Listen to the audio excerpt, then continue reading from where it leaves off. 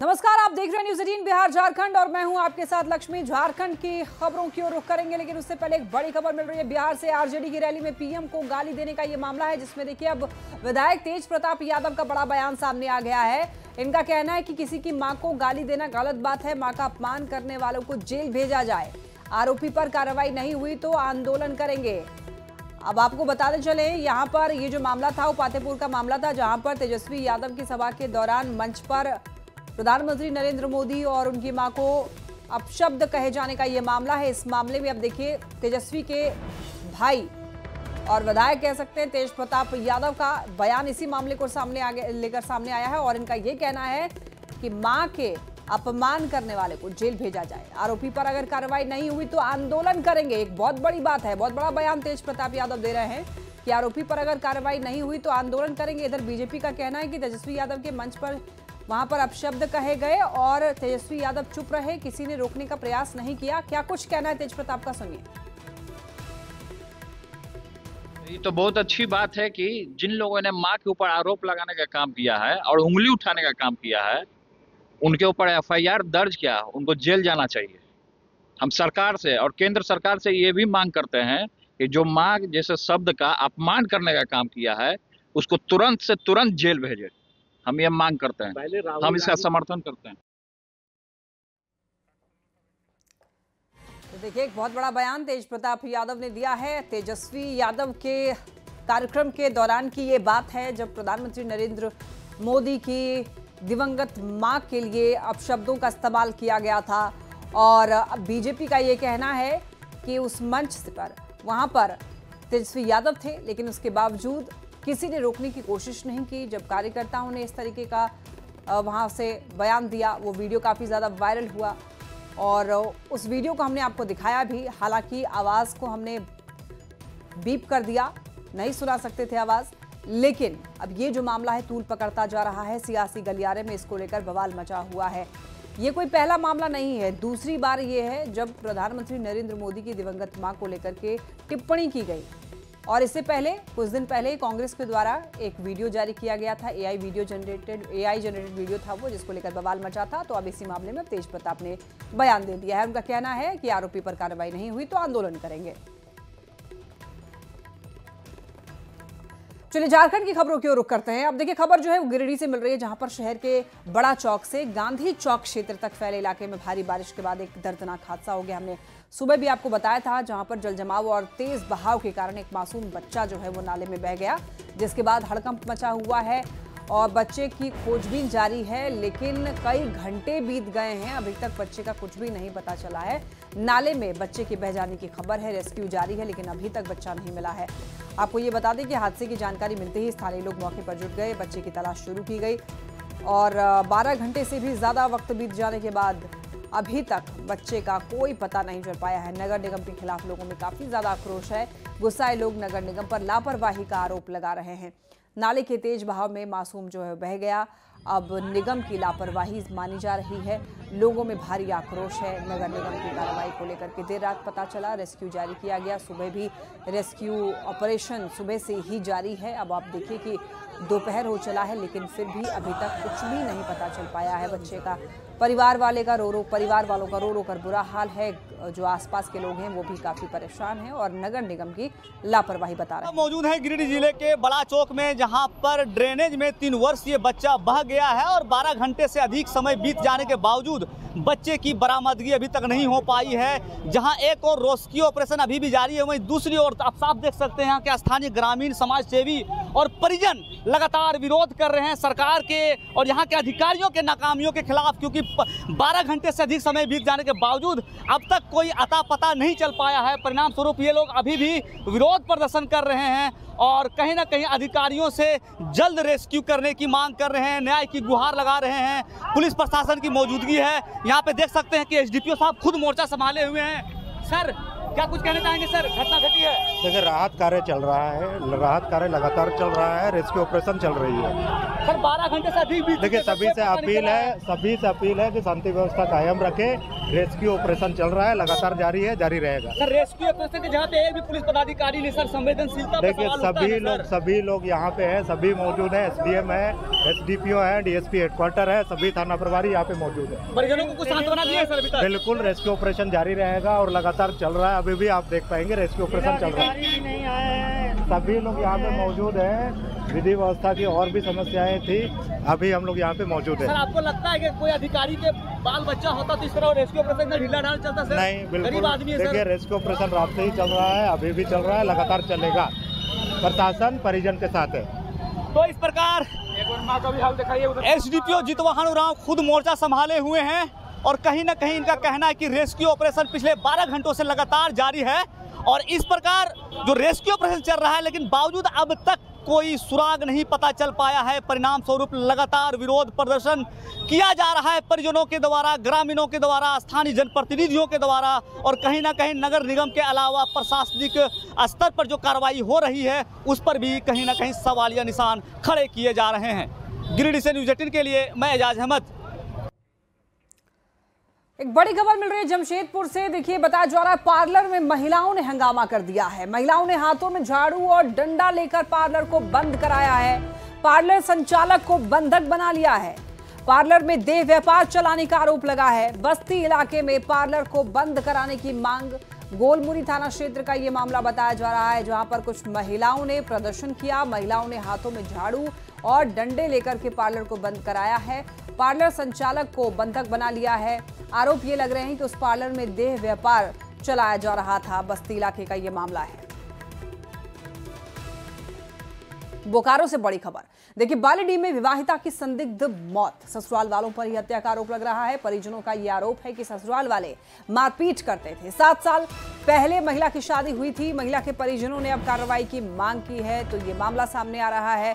बोकारो से विवाहिता की संदिग्ध मौत हो गई है। 7 साल पहले हुई थी शादी और बताया जा रहा है ससुराल वाले मिलकर हत्या ससुराल वालों ने ही की है। हालांकि परिजनों का ये आरोप है।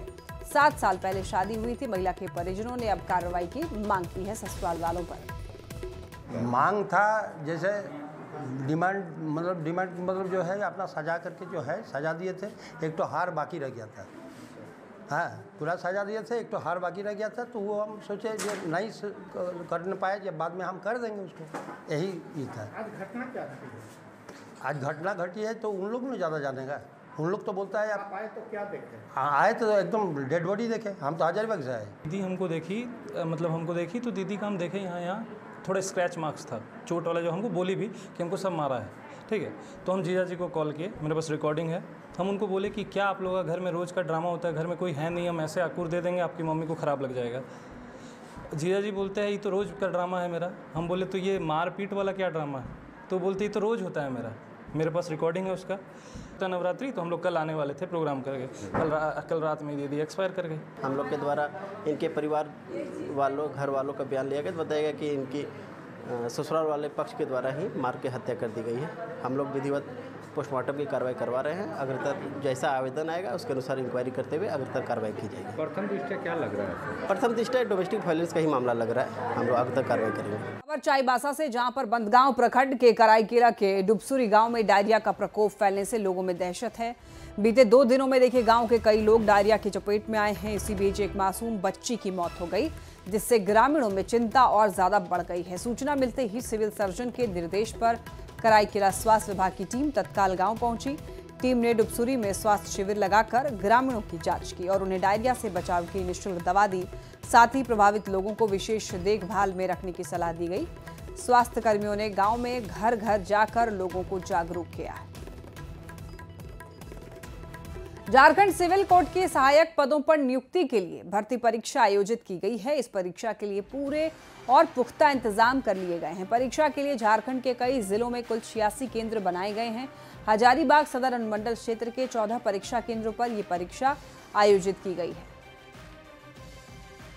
झारखंड उच्च न्यायालय रांची का ये एग्ज़ाम हम लोग देने आए हुए हैं। उम्मीद है कि ये जो एग्ज़ाम होगा वो कदाचार मुक्त होना चाहिए। इसका सिलेबस है कि 30 मार्क्स का मैथ रीजनिंग है, 30 मार्क्स का GKGS है एंड 20 मार्क्स का इंग्लिश है। तैयारी की इसमें तैयारी मैंने ठीक ठाक किया हुआ है तैयारी। झारखंड हाई कोर्ट का असिस्टेंट का क्लर्क के लिए निकला हुआ है, उसी एग्जाम के लिए हम लोग आए हुए हैं। ये लगभग आपके नहीं भी तो 410 तक के आसपास में है।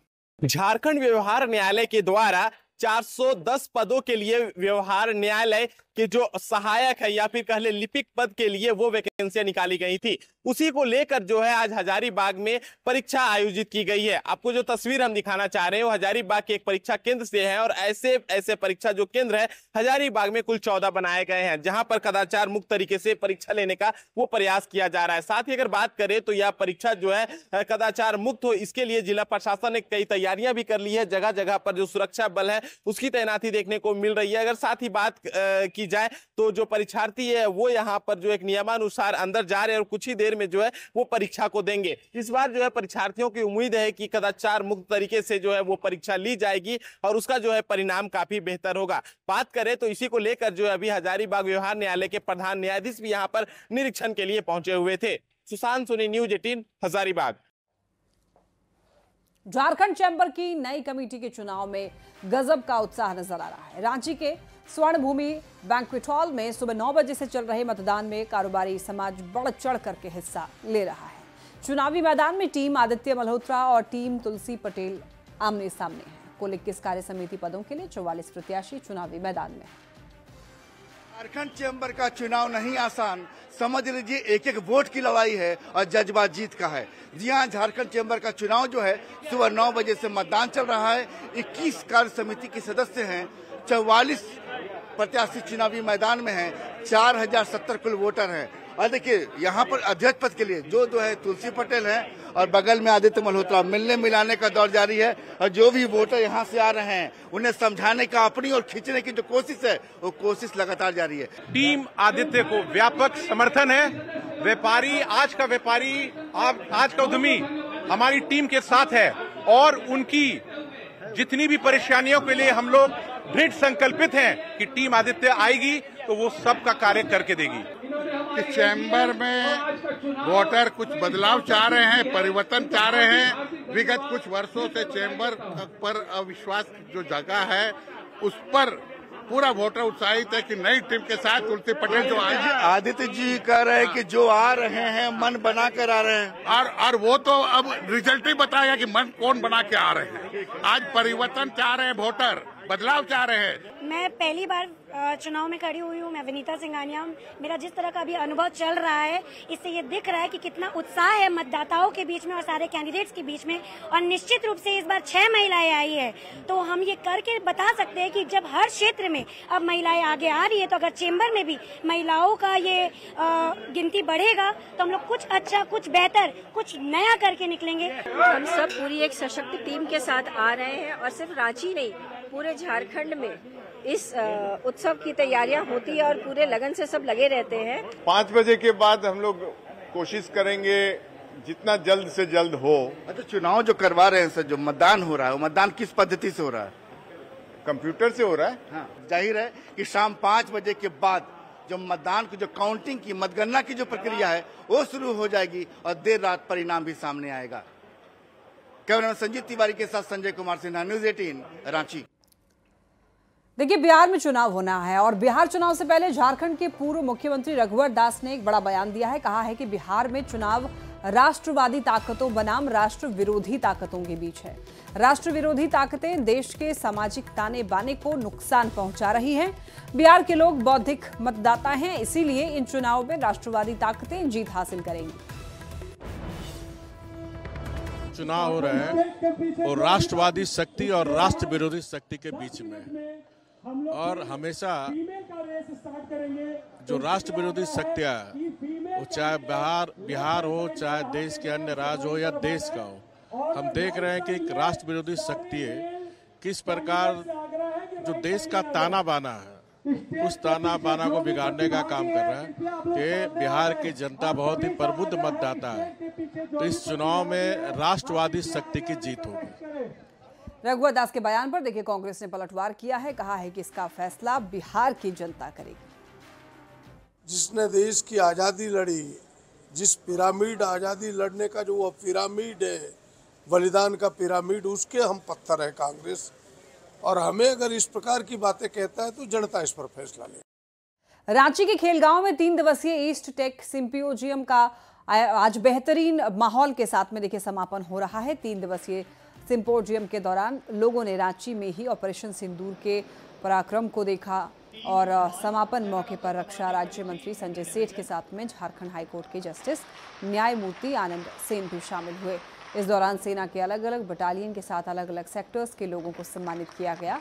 संजय सेठ ने यह बताया कि देश अब रक्षा के मामले में तेजी से स्वदेशी की तरफ बढ़ रहा है। एमएसएमई सेक्टर स्टार्टअप आए, झारखंड से भी आए और लगभग 400 सुपर डेलीगेट्स आए। और ये 3 दिनों का जो सिंपोजियम संपन्न हो रहा है आज, वहीं दूसरी ओर झारखंड की दशा और दिशा सुधारने में मदद मिलेगी। सेना क्या कर रहा है, कितना हद तक क्या काम कर रहा है, कितना आगे बढ़ के काम कर रहा है, ये कम्युनिकेशन गैप है। ये एक कम्युनिकेशन का जरिया भी बनेगा जनरल पब्लिक से और सेना से, जो बहुत जरूरी है। खबर पलामू से, जहां सरकारी उच्च विद्यालय में शिक्षकों के अभाव के कारण बच्चों की पढ़ाई पर असर पड़ रहा है। स्कूल में करीब 200 बच्चे नामांकित हैं और पढ़ाने के लिए शिक्षक सिर्फ एक है। अब देखिए स्कूल में ना तो पीने के साफ पानी है, ना ही स्कूल तक पहुंचने के लिए सड़क है। शिक्षकों की जो कमी है वो हम लोग डेपुटेशन से पूर्ण करेंगे और साथ ही अभी जो सहायक आचार्य की नियुक्तियां हो रही है 1 to 5, 6 to 8 में, उसमें भी मैक्सिमम टीचर्स को हम लोग वहाँ देने का काम करेंगे। और इसी के साथ इस बुलेटिन में फिलहाल इतना ही। तमाम खबरों के लिए आप देखते रहिए न्यूज़ 18 बिहार झारखंड।